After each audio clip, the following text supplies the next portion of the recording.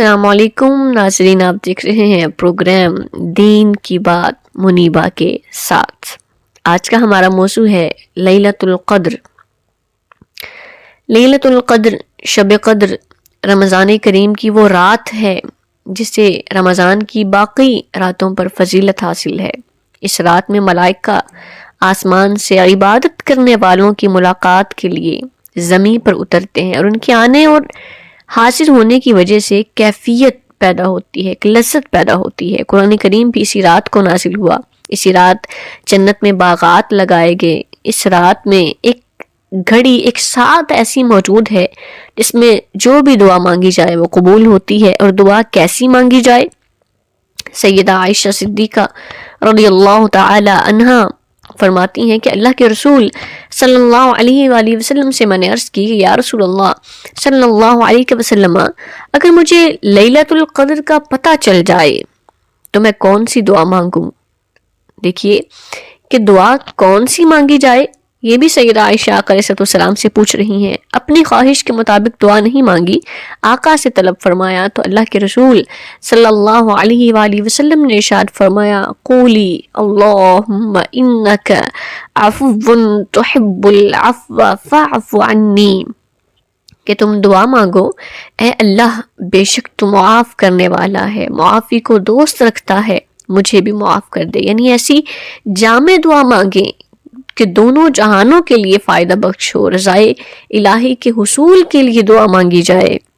ارشاد باری تعالی ہے اِنَّا أَنزَلْنَاهُ فِي لَيْلَةِ الْقَدْرِ وَمَا أَدْرَاكَ مَا لَيْلَةُ الْقَدْرِ لَيْلَةُ الْقَدْرِ خَيْرٌ مِّنْ أَلْفِ شَهْرٍ تَنَزَّلُ الْمَلَائِكَةُ وَالرُّوحُ فِيهَا بِإِذْنِ رَبِّهِمْ من کل امر سلام ہی حتی مطلع الفجر، کہ بے شک ہم نے اسے یعنی قرآن کریم کو شب قدر میں اتارا، اور تمہیں کیا معلوم شب قدر کیا ہے؟ شب قدر 1000 مہینوں سے افضل ہے۔ اس میں روح اور فرشتے ہر کام کے انتظام کے لیے اپنے پروردگار کے حکم سے اترتے ہیں۔ یہ رات طلوع صبح تک امان اور سلامتی والی رات ہے۔ لیلۃ القدر کا نام اس کی شرف اور عظمت کی وجہ سے رکھا گیا ہے۔ اس کا معنی عظیم رات، فیصلے والی رات، برکت والی رات، عظمت والی رات، اور بے قدر 1000 مہینوں سے افضل ہے۔ اس میں روح اور فرشتے ہر کام کے انتظام کے لیے اپنے پروردگار کے حکم سے اترتے ہیں۔ یہ رات طلوع صبح تک امان اور سلامتی والی رات ہے۔ لیلۃ القدر کا نام اس کی شرف اور عظمت کی وجہ سے رکھا گیا ہے۔ اس کا معنی عظیم رات، فیصلے والی رات، برکت والی رات، عظمت والی رات، اور اسے لیلۃ القدر کہنے کی ایک وجہ یہ بھی ہے کہ اس رات میں آئندہ سال رونما ہونے والے تمام واقعات متعین کر دیے جاتے ہیں۔ حضرت ابن عباس رضی اللہ تعالیٰ عنہ کا قول ہے کہ نصف شعبان کی رات کو اللہ تمام احکام کا فیصلہ کر دیتا ہے، اور شب قدر میں ان احکام کی تفویض کارندوں کو کر دیتا ہے۔ اور یہ بھی فرمایا کہ سال بھر تک جو خیر و شر، رزق، زندگی، موت، یہاں تک کہ حاجیوں کا حج، غرض جو بات بھی ہونے والی ہے وہ شب قدر میں لوح محفوظ سے نقل کر کے لکھ دی جاتی ہے۔ اس کی وجہ تسمیہ یہ بھی ہے کہ اس رات کے نیک اعمال کی اللہ کے ہاں بڑی قدر ہوتی ہے، بڑا ثواب ملتا ہے۔ شب قدر میں نزول قرآن کا معنی یہ ہے کہ شب قدر میں پورا قرآن نازل ہوا۔ اللہ کے حکم کے مطابق جتنا حصہ پورا سال نازل ہونا ہوتا وہ اس رات آسمان دنیا پر نازل ہو جاتا، اور پھر حضرت جبرائیل امی علیہ السلام آقا کریم صلی اللہ علیہ وآلہ وسلم تک اسے پہنچاتے رہتے۔ شب قدر رمضان کے آخری عشرہ میں ہے، لیکن اس کی تاریخ مقرر نہیں ہے۔ سیدہ عائشہ صدیقہ رضی اللہ تعالیٰ عنہ فرماتی ہیں کہ اللہ کے رسول صلی اللہ علیہ وآلہ وسلم رمضان کے آخری عشرہ میں اعتکاف کرتے اور فرماتے کہ رمضان کے آخری عشرہ میں شب قدر تلاش کرو۔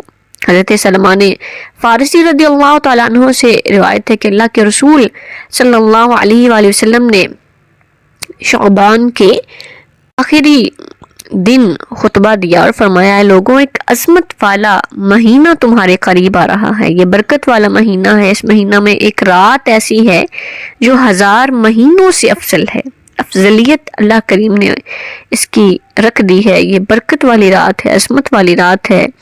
قرآن کریم میں اللہ رب العالمین نے اس کے بارے میں ارشاد فرمایا اِنَّا أَنزَلْنَاهُ فِي لَيْلَةٍ مُبَارَكَةٍ إِنَّا كُنَّا مُنذِرِينَ فِيهَا يُفْرَقُ كُلُّ أَمْرٍ حَكِيمٍ۔ اللہ کریم نے فرمایا ہم نے قرآن کریم کو برکت والی رات میں نازل کیا، حکمت و دانائی کے فیصلے کیے جاتے ہیں۔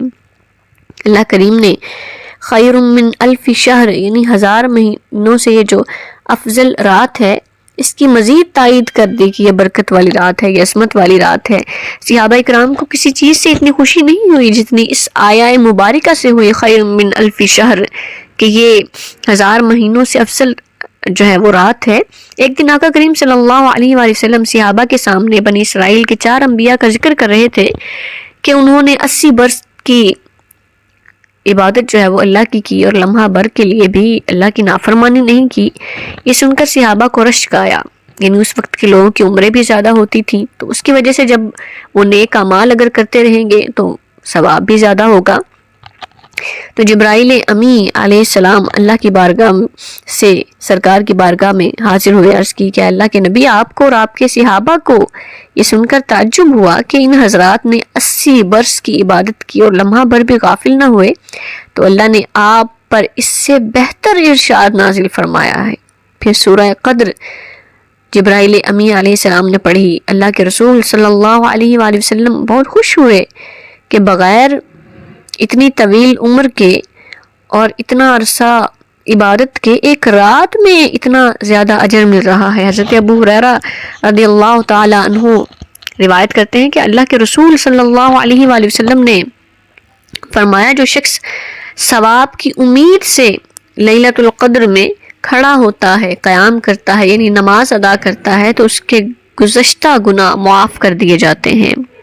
آیت مبارکہ ہے کہ تنزل الملائکۃ والروح، یعنی شب قدر میں غروب آفتاب سے لے کر طلوع آفتاب تک فرشتے اور روح اترتے ہیں۔ بعض نے سے روحیں انسانی روحیں مراد لی ہیں اور بعض مفسرین نے روح الامی کا ذکر کیا ہے۔ تو حضرت انس رضی اللہ تعالی عنہ سے روایت ہے کہ اللہ کے رسول صلی اللہ علیہ وآلہ وسلم نے فرمایا جب شب قدر ہوتی ہے تو جبرائیل امی ملائکہ کی فوج کے ساتھ اترتے ہیں، اور جو شخص کھڑا یا بیٹھا اللہ کو یاد کرتا ہے اس کے لیے دعائے رحمت کرتے ہیں۔ شب قدر کا ثواب حاصل کرنے کے لیے عبادت میں مشغول ہونا ضروری ہے، جیسے یہ حدیث مبارکہ میں آقا کریم نے ارشاد فرمایا کہ جو شخص کھڑا یا بیٹھا اللہ کو یاد کرتا ہے، یعنی اللہ کے ذکر میں مشغول ہوتا ہے، اور جو فرشتے نازل ہوتے ہیں ہر بھلائی کے ساتھ ان کا نزول ہوتا ہے۔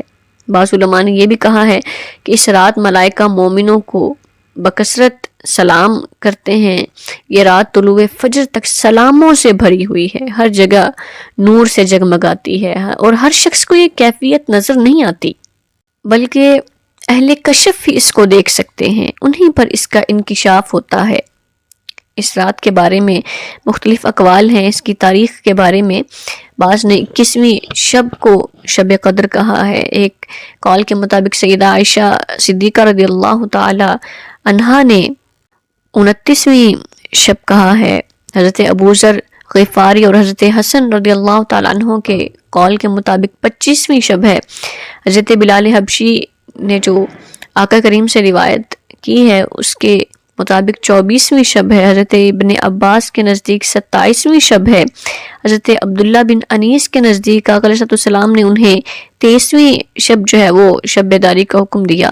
تو اس کی تاریخ جو ہے وہ مقرر نہیں ہے، البتہ یہ آخری عشرہ کے اندر موجود ہے، اور جو رسول اللہ صلی اللہ علیہ وآلہ وسلم نے ہمیں راستہ بتایا ہے ہمیں اسی کے مطابق چلنا ہے کہ سیدہ عائشہ صدیقہ رضی اللہ تعالی عنہا کے نزدیک آقا کریم نے اس کو آخری عشرہ میں تلاش کرنے کا حکم دیا، تو ہمیں آخری عشرہ کی راتوں کے اندر اس کو تلاش کرنا ہے، اور اس رات کی فضیلت کے بارے میں حضرت انس رضی اللہ تعالیٰ عنہ سے روایت ہے کہ آقا کریم صلی اللہ علیہ وآلہ وسلم نے فرمایا یہ مقدس رات اللہ تعالیٰ نے فقط میری امت کو عطا فرمائی ہے، سابقہ امتوں میں سے یہ شرف کسی کو بھی نہیں ملا۔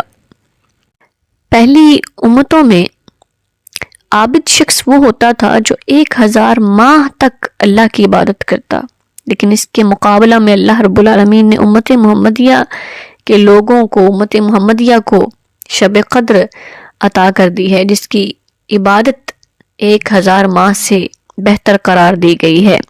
گویا کہ یہ عظیم نعمت ہمیں آقا کریم صلی اللہ علیہ وآلہ وسلم کے وسیلہ سے عطا ہوئی ہے۔ لیلۃ القدر کی ساعتوں میں ذکر و فکر اور عبادت کی تلقین کی گئی ہے، اللہ کی خوشنودی بھی وہاں مقصود ہے۔